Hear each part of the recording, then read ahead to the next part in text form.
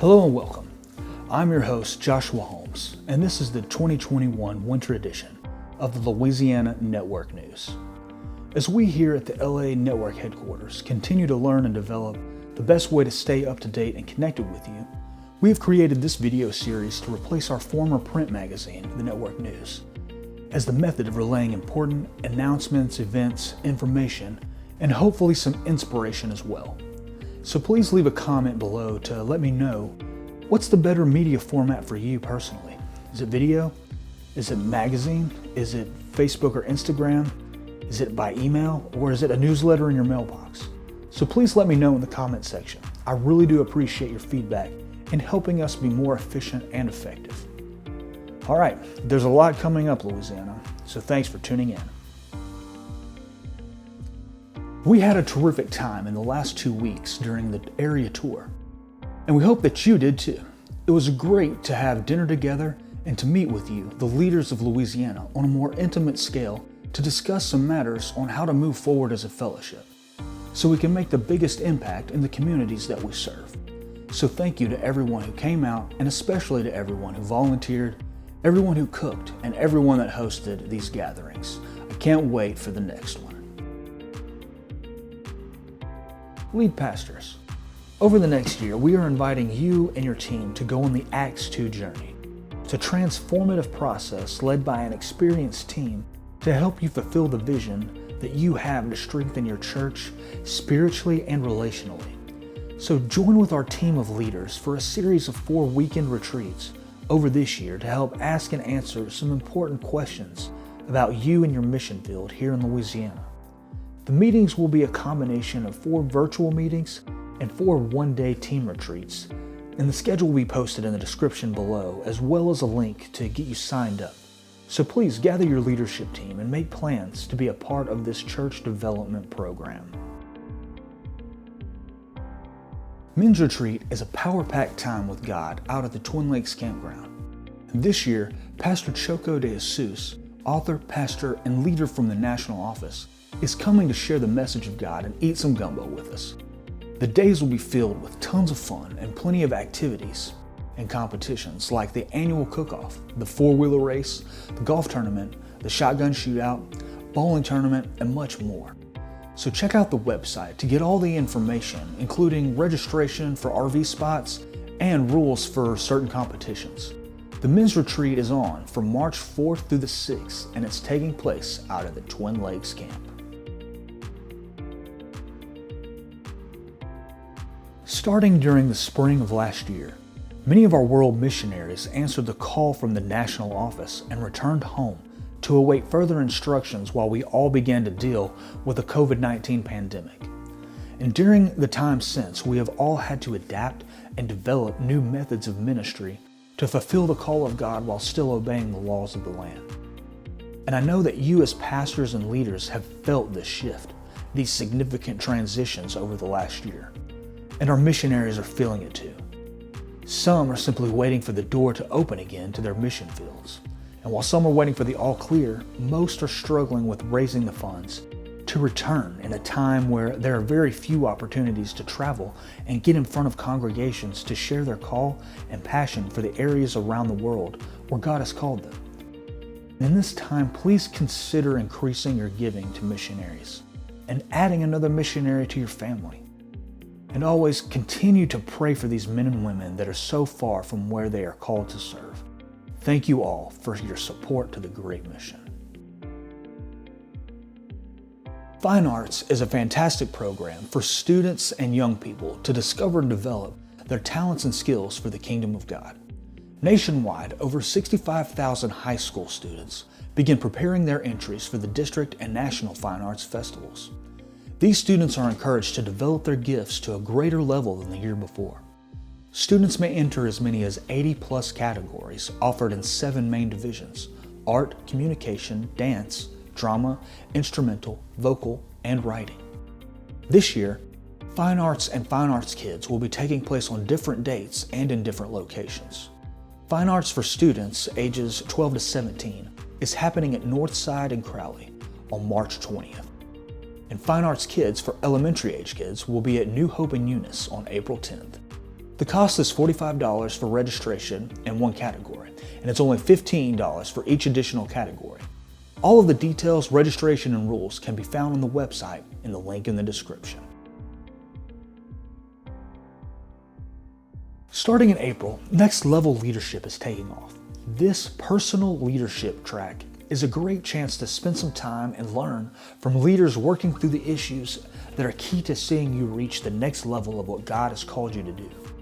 This year, the meetings will be a combination of on-site meetings at the LA Network headquarters in Alexandria and by virtual meetings via Zoom. If you are interested in these powerful sessions for personal development, there is a link to register for Next Level Leadership in the description below.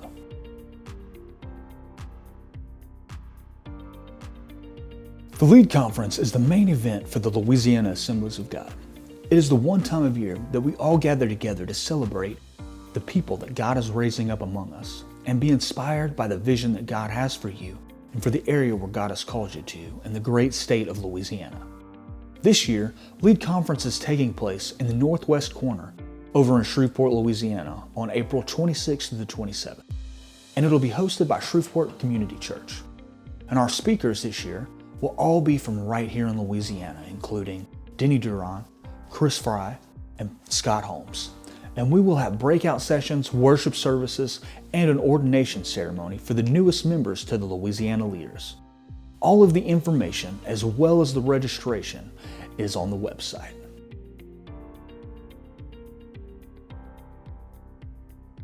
The 2021 LaSalle Spring Semester has begun, with nearly 80 students in attendance. Our School of Ministry is currently being held virtually from January to April.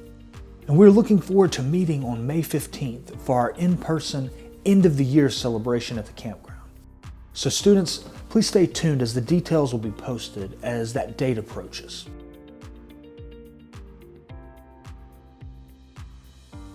This next piece is our encouraging news segment, where we look at the headlines to witness what God is doing.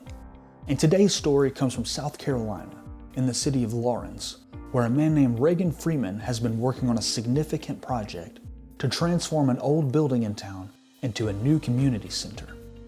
The original article comes from CNN, and there is a link to the entire piece in the description below. South Carolina preacher and local resident are turning what once was a Ku Klux Klan meeting place into a community center dedicated to educating and fighting against racial injustice. Deep in Lawrence, South Carolina, stands the historic Echo Theater, perched in between diners and cafes, bustling with customers and 50s music that can be heard from the street. But that building carries a history much darker than the cheerful life that surrounds it now. In 1996, the once segregated movie theater became home to the Redneck Shop, a white supremacist store that sold white nationalist and neo-Nazi paraphernalia, Klan's robes, and Confederate memorabilia up until its forced closure in 2012. Owned by KKK members John Howard and Michael Burton, the building also became the self-proclaimed world's only Klan museum and the meeting spot for several white nationalist groups, including the National Socialist Movement, the largest neo-Nazi organization in the country. Now, the theater is being renovated by the Echo Project, an organization founded in 2019 by Lawrence area resident Reagan Freeman and local pastor Reverend David Kennedy. The organization plans to turn the theater into a community center and racial reconciliation museum. We don't want to just have a museum to tell this story, the struggle for justice and the fight against the Klan, but we also want to detail what happened here to make sure it never happens again, Freeman said. The Echo Theater went from being a segregated movie theater to a literal Klan store to being in the possession of a black minister, and it is about to become a place for reconciliation, justice, and healing. When the Redneck Shop opened, Kennedy, the leader of New Beginnings Missionary Baptist Church, chose to stand against the KKK and demand for the store to be closed. To be a black person in America, I have too many stories to share that people wouldn't believe, 67-year-old Kennedy said. Once you choose to speak out, people become fearful, and you have to be ready to sacrifice your mind, your heart, and your soul to tell the truth about history and what they did to our people. he was ready to make that sacrifice. And when Kennedy began his fight against the redneck shop, the preacher became a target by the KKK, who considered killing the man for a period of time. But when Howard and Burden had a falling out, Kennedy said he protected Burden, even though he was a Klansman, by providing him and his family with food, shelter, and a place to worship. And so an unexpected friendship was born, and their story was made into the 2018 film called Burden.